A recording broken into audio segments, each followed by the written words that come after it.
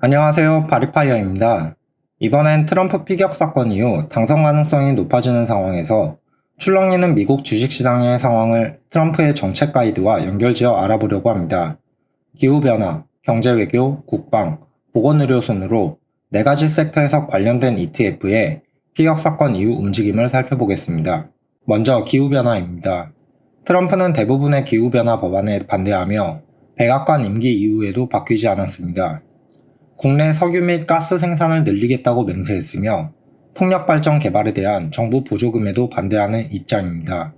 최근엔 자동차 산업도 리쇼어링을 요구하며 미국에서 만들길 원하고 있습니다.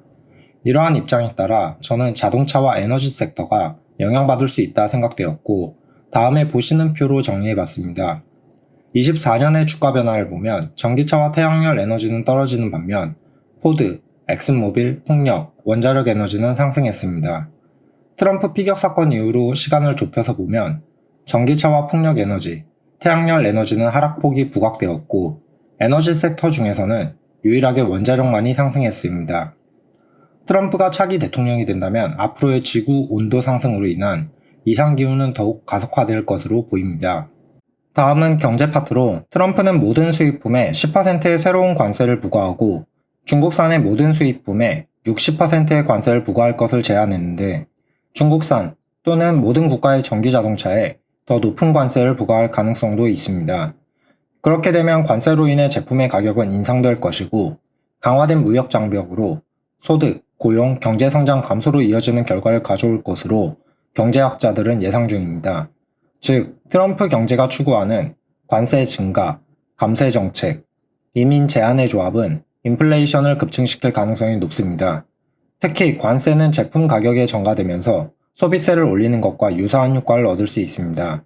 이민자 감소 역시 공장에서 사람을 구하기 어려워짐에 따라 노동자의 힘이 더 강해지면서 임금 인상 압력으로 작용할 것이고 결국 가격에 전가되며 최종 소비자에게 그 여파가 전달됩니다. 이러한 트럼프 행정부의 입장은 채권 가격에 영향을 줄 수 있다 생각해 주가 변화를 추적해 봤는데 피격 전후로 큰 변화는 없었습니다. 왜 변화가 없었을까 생각해보니 직전 FOMC에서 파월의 연설 이후 금리 인하에 대한 전망이 높아졌기 때문으로 보입니다. 정리하면 연준의 금리 인하 가능성이 높아졌다는 점과 트럼프 당선 후 인플레이션 가능성이 부딪히면서 앞으로의 채권 방향성을 주의 깊게 봐야 할 것 같습니다. 그리고 트럼프는 물가와 금리를 모두 낮추겠다고 하는데 펼치려는 정책과 방향이 달라 보이는데 어떤 묘수를 가지고 있는지 궁금하기도 합니다. 다음으로 국방 부분인데 트럼프 행정부는 안보 무임 승차는 안 되며 미국으로부터 안보 혜택을 보면 그에 대응하는 비용을 지불해야 한다고 말합니다. 더불어 우크라이나 지원에서 발을 빼려는 발언들을 쉽게 검색할 수 있습니다. 전쟁의 위기가 세계를 둘러싸고 있는 현재 시점에 분쟁 위험이 높은 국가들은 자국의 안보를 강화시키려는 움직임이 발생할 것입니다. 생각을 좀 더 해보면 북한, 러시아, 중국과 분쟁 가능성이 높은 아시아와 유럽 쪽에서 국방비 증액이 예상됩니다. 이러한 예상을 바탕으로 첨단 무기 시장으로 돈이 흐를 것이기에 저는 국방 섹터가 더 성장할 것이라고 생각했고 미국의 방위산업 ETF인 ITA와 대표적 방위기업인 로키드 마틴의 움직임도 확인해봤습니다. 올해 각각 6.9%, 4% 상승했음을 볼 수 있었고 피격 이후로 보면 방산 ETF보다 로키드 마틴의 강세가 좀 더 보입니다.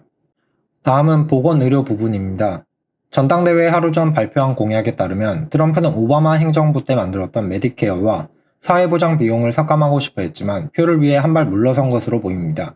하지만 당선 이후에 어떻게 행동할지 모르기 때문에 관심 섹터로 보험과 바이오를 추가했고 주가를 추적해본 결과는 다음과 같습니다. 보험과 바이오 섹터는 연초 대비 4에서 13%가량 상승했으며 피격 이후에도 한 발 물러선 트럼프의 입장 변화로 주가가 지지되는 모습을 보여주었습니다. 다만 트럼프는 상황에 따라 입장이 변하는 모습을 자주 보여주었기에 주가 변동성은 이전보다 높아지지 않을까 생각됩니다. 그리고 추가적으로 트럼프가 IRA 법안에 대한 예산 지원을 중단하고자 하기에 그 혜택을 받았던 필라델피아 반도체 지수가 어떻게 움직였는지 확인해 봤습니다. 엔비디아가 이끈 반도체 열풍 속 반도체 지수는 연초 대비 32% 상승했지만 피격 사건 이후 7.7% 감소하는 모습을 보여주면서 트럼프 리스크가 터닝포인트가 되며 조정 국면으로 들어가는 듯 보입니다. 조정인지 하락의 시작인지는 지나봐야 알 수 있기 때문에 현재 시점에서는 상승에 대한 조정 수준으로 보이지만 미국 대선이 가까워져 감에 따라 앞으로 어떻게 될지는 좀 더 지켜봐야 할 것 같습니다. 더불어 트럼프와 사적인 감정을 가진 빅테크 CEO가 있는 곳의 주가도 정리해봤습니다. 트럼프의 페이스북 계정을 정지했던 메타와 트럼프와 불화가 있는 워싱턴 포스트의 소유자인 제프 베조스가 창업한 아마존, 최근 트럼프 지지를 보여준 테슬라, 피격 이후의 주가 변동을 보면 의외로 테슬라가 가장 많이 조정을 받고 있습니다. 이 데이터는 빅테크 조정장이 시작된 시점이 트럼프 피격 시점 이후이기에 단순한 차익 실현으로도 볼 수 있기 때문에 재미로만 보시면 될 것 같습니다. 여기까지 언급했던 트럼프 행정부의 방향을 정리하면 다음의 표와 같으며 각각의 주제들이 모두 시장에 큰 변화를 가져올 것이기에 주식시장의 불확실성이 증가되고 있다 생각됩니다. 그리고 불확실성의 증가로 인해 비싸다 판단되는 나스닥은 트럼프 피격 사건 이후 계속 차익 실현이 나오며 하락하고 있지만 저점이 높은 배당주들은 상승하는 모습을 보여주었습니다. 저점이 높은 안전자산으로 돈이 흘러간 것인데 이번 미국 시장 조정이 어디까지 갈지는 모르겠지만 너무 많이 빠지면 오히려 기회가 될 수도 있지 않을까 싶습니다. 저는 저점과 고점의 매수 매도 타이밍을 잘 모르기 때문에 나스닥이 빠지면 나스닥을 조금 더 매수하고 배당주가 빠지면 배당주를 매수하는 식으로 대응 중입니다. 이번 조정장에서 여러분은 어떤 방식으로 대응하시는지 궁금합니다. 여기까지 영상 시청해주셔서 감사합니다. 구독과 좋아요는 더 나은 영상으로 보답하겠습니다. 감사합니다.